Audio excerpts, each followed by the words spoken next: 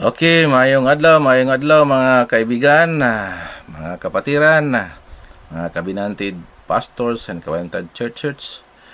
Welcome sa ato ang programa na naman to my FB page and YouTube channel. Ito ang iyong lingkod, Pastor Armando S. Montero ay nagbabalik. O padayon na punta sa ito ang programa may tungod sa main theme na to nga the Gospel of the Kingdom. No? Nasayod ta nga ang maayong balita sa kingharian mao gini kanunay giwali sa mga magwawali una sa tanan si John the Baptist o gisundan ni Ginoong Jesucristo. Mao gyapon ang kingharian gyapon maoy giwali ni Ginoong Jesucristo o gisugo niya ang iglesia o si Kristo nibalik na sa iyang trono o ang iglesia maoy gisugo sa pagpadayon sa pagwali sa maayong balita sa gingharian. Naunsa dining mayong balita sa gingharian ni Galaigsoon. Ang gingharian ni Galaigsoon adunay insakto nga measurement, adunay literal nga kingdom, ang imong basahon ng Revelation, o aduna po territory, aduna kini authority, o aduna pud ni hari. So mauna ang ganang gitawag nga criteria sa kagingharian mga kaigsunan. Someday makasulod ta sa kingharian sa tong Ginoo o mahimo tang makauban si Ginoong Jesucristo. O shout out dahil sa tanan mga kaigsunan nining takna karon sa kagabion gabi diri sa moa o adlaw sa laing nasod. Shout out sa mga anak na karon sa Japan o atong oras sa alas 10:09 sa maong gabi Pitsa 20 City sa bulan sa January. So mga kaigsunan ko diya sa Ginoo, ato ang ipadayon ang ato ang programa o nanata sa kaning gitawag nga pag-review sa backbones sa ato ang iglesia nga ipasakupan nga mao ang True Missionary Baptist, no, mga kabinantid people. So ato ang reviewon ang 12 pillars of Missionary Baptist Church nga i-base na to dinhi sa 1 Timothy chapter 3 verse 15. But if I tarry long, that thou mayest to behave thyself in the house of God, which is the church of the living God, the pillar and the ground of the truth. So bunako sa 1 Timothy 3:15, but if I tarry long, that thou mayest know how thou oughtest to behave thyself in the house of God, which is the church of the living God, the pillar and the ground of the truth. So ang iglesia sa tuang Ginoo aduna gid ni mga haligi o aduna pud ni pundasyon o ikasubo Galaigsoon nga adunay mga churches man-made doctrine o wa gid taw ni mga doktrina, no. So sama sa balay kung kuhaan kini og patukuranan o kuhaan po ni og kanang haligi. So grabe ka shutdown ang maong balay. So ang iglesia sa atong Ginoo gika sama sa structure sa maong building nga kinahanglan na agyoy ground, may patukuranan og naapoy pilar. Dugang pang pasay sa Biblia dinhi sa Revelation 3:12, him that overcometh will I make a pillar in the temple of my God, and he shall go no more out, and I will write upon him the name of my God and the name of the city of my God, which is New Jerusalem, which cometh down out of heaven from my God, and I will write upon him my new name. So ang gingharian sa tong Ginoo Galaigsoon aduna na insakto nga measurement o aduna po ni mga haligi Galaigsoon. Ngani didto nakasulat ang moong mga tao nga importante kayo sa paghari sa tuang Ginoo o ang kining Jerusalem manaog ni gikan sa langit og tumakita nga literal ning aging harian tungod kay kumplito na ay measurement, no? Ang gitas-on og ang gilapdon sama ra og sukod mga kaigsunan. So swerte kayo ang nakasilip og nakatuon og nakakatuon og nakahibalo sa mga misteryo sa gingharian tungod kay naninguha ka og ambisyosa ka agi tendency nga makasulod og mahimong qualified sa gingharian sa tuang Ginoo. Now unang pilar higala igsoon nga ato ang hisgutan mahitungod kini sa Holy Scripture. So ang iglesia sa tuang Ginoo gibilinan gyud ni og kining manual o treasure map, no? Diha gibilin ang manifold wisdom og mao ni una pilar sa Missionary Baptist about the Holy Scripture. Ang 2 Timothy chapter 3 verse 16 ag 2 Peter chapter 1 verse 21 ang maong backup nga referensya. Ikaduhang haligi sa Missionary Baptist, Cabinet Missionary Baptist is about God. Imong mabasa na sa Genesis chapter 1 verse 1. In the beginning God, no? The Bereshit sa Hebrew pa, no? In the beginning God created the heaven and the earth. So doon na gyud Dios higala igsoon. Ay kalimot nga there is a creator of the universe. So ang ikatulo mga kaigsonan nga pilar sa Cabinet Missionary Baptist Church is about Jesus Christ, no? Atong mabasa diha sa John chapter 17 verse 3. Ug ang ikaupat mao ang Holy Spirit nga diin ang third person of the Godhead nga atong mabasa sa Epeso 4 versikulo 30, no? So mao na ang third person of the Godhead ang balaang espiritu. Mao nga anong persona ang espiritu bisan dili makita tungod kay naa siya'y intellect, will, and emotion. Maguol siya og manggialamon siya og naay pagbulutan. O kita maglangan din ang ikalima nga pilar sa Cabinet Missionary Baptist Church is about angel. So kabalutag unsay doktrina sa mga manulunda. Atong mabasa na sa Genesis chapter 22 verse 11. So ang doctrine about angel is dili na sila magdaghan, no? Steady ang ilahang gidaghanon tungod kay sexless na sila, no? Sa pagkakaroon taas sila sa tao tungod kay pwede silang magpakita o dili pod magpakita.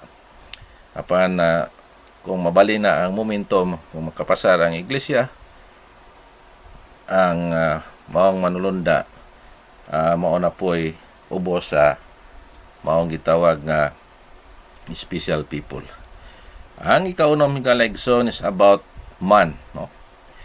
Genesis chapter 1 verse 26. Gihimo sa Dios ang tao sama sa iyahang dagway. So mao na itong mabasa sa Genesis 1 verse 26. O ang ikapito, ang tao nakasala, no? That is the seven pillar. It's about sin. 1 John 3 verse 4, no? The transgression, sin is the transgression of the law. So mao na ikapito nga haligi o pilar sa Cabinet Missionary Baptist Church.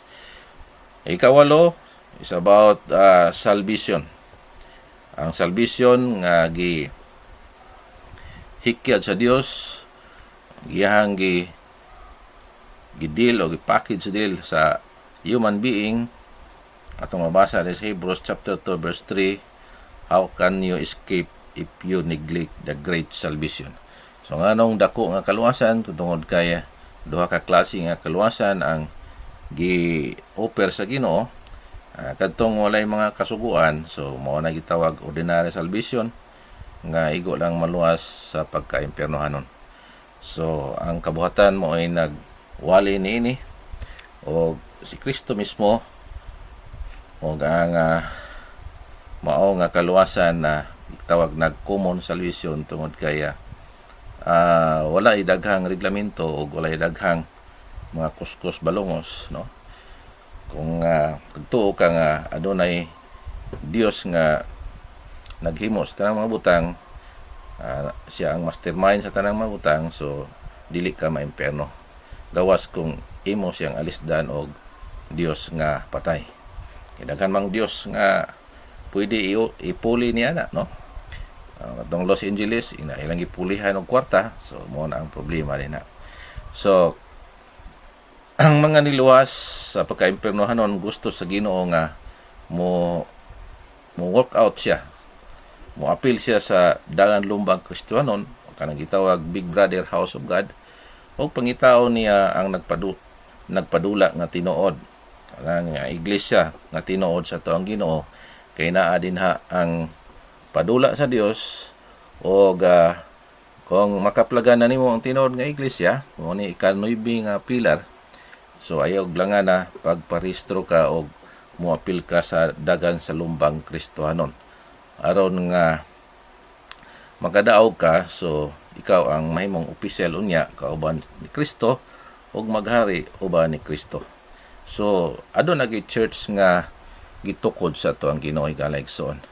You cannot deny the fact nga daghan kayong mga preacher karon nga napa sila sa mubo nga kategorya, matod pa sa uban grade 1 pa section 11 tungod kay wa sila kabalo kung unsa ang dakong programa sa Ginoo mahitungod sa iyang iglesia, no? Aduna gyud iglesia Igalaigsoon nga mo ni maka-create og very close relation ngadto sa Dios tungod kay ang iglesia mo ay pangasaw unon sa ato ang Ginoo. Kining iglesia nga si Kristo mo ay nagtukod. Muna gitawag firstborn church sa Hebrews 12 verse 23. Apan tong mga secondborn church, mga founded by men, so kawang na, no? Nisamot na tong thirdborn church nga ang founder mao si Satanas. Mao na gitawag mga anak sa pagkawala. So mao na ika-9 ang may tungod sa iglesia nga gitukod sa tuang Ginoo. Mateo 16:18, daghan kayong nagamit niini mga kaigsunan nga mao ang bersikulo, pero wala unta na sila katungod nga mo gamit niya na, pero sige na lang.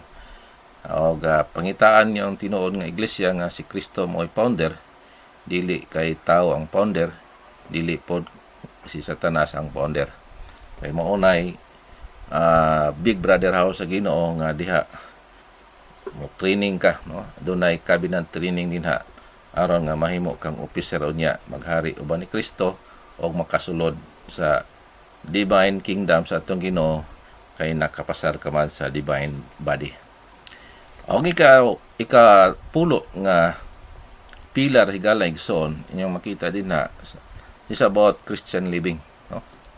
Kinahanglan nga iglesia sa atong Ginoo makita gyud si Kristo diha sa iyahang pagkinabuhi. Yang dala-dala na ang identity ni Jesus Christ. Mao na nga kung wala si Kristo diha sa iglesia, you are nothing, I am nothing, no?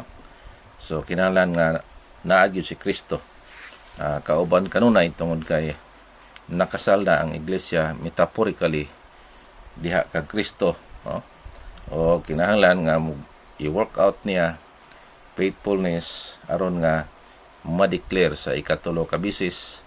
Kaya ang first declaration sa iglesia sa Ginoo during water baptism, ikatulo during faithfulness o ikaduha sa faithful service niya o ikatulo i-declare sa atong Ginoo nga karong adlaw gipanganak ko ikaw. Meaning nahimo ka ng Dios sama ni Kristo o kapasar ka sa gingharian. Kaya atong Ginoo dili man magpakasal sa ordinaryo lang nga tao, no? Sama sa ato ang tao, di ta pwede mo pakaslan atong hayop, no? Kinahanglan tao pud imuhang pakaslan. So ang Ginoo hatag siya mga pamaagi nga makaambit ka sa divine nature niya, so mao na nga maparehas niya o makauban niya sa gingharian. Now, dinhi sa 1 Peter chapter 4 verse 16, mo na yung backup nga scripture about Christian living, no? Ikaunsi, pinatamo man ni Galegson, is about false doctrine and religion. So, you cannot deny the fact nga aduna gyud daghan kay mga falso o mga false doctrine o mga false religion. So, sa out of 2,000 plus ka mga religious group, isa lang yun ang ihas Ginoo dinha. So, lisod kay pangitaon, kay murag ka ng tunay nga bulawan nga naipon sa mga piki nga bulawan. So, kinahanglan gyud nimo nga gamitan og radar, detector. So, unsa man ang radar o detector nga angay nimong himuon, mao gyud ang doktrina, dili karatula, no? Doktrina, so siya ang doktrina, tingkayon gyud nimo unsa ang sulod o doktrina anang simbahana. Murag kanang bulawan ba basig gold plated na ng gawas, gabsa aron makita nimo unsa ang naa sa sentro gyud, no? Tingga ba na o bulawan ba? So imo makita ang mga doktrina sa tinuod nga iglesia gikan sa first pillar hantod sa ika-12 ka pillar, mao na ang doctrinal o doktrina nga gibarugan sa tinuod nga iglesia sa Ginoo. Nagtuod pud na og iglesia sa Ginoo, dili ni ignorante about false doctrine and religion, no? Gitun-an gyud ang tanan nga mga grupo nga ni gimaw, kalit lag gimaw, no? Murag uhong nga nigimaw lang pagkilat. So wala ni mga succession, walay kanang sagaran ang starting point dili sa Jerusalem, no? Og tong mabasa diya si kan Timothy 4:3, 1 Timothy chapter 4 verse 1, no? Og the last but not the least, ang iglesia sa Ginoo ika-12 haligi may tungod sa second coming of Jesus Christ. Balik yun si Kristo pag-usab, ang giingon niya sa John 14 verse 3. So igalagson, daghang salamat sa inyong view o pagsubaybay, o shout out sa tanan, o God bless your heart. Dili na ko magdugay tungod kay taas-taas na ako ang vlog karon. Bawal ang taas tungod kay lisod kay i-upload. So ang connection karon naga bisyo. So inaot nga inyohang na gets ang ato ang subject mahitungod sa ining 12 pillars of missionary Baptist. So ayaw mo kalimot tigaligsoon sa pag like o subscribe sa akong YouTube channel o sa FB page. Inaot ang Dios manalangin kanin yung tanan. So bye bye, God bless.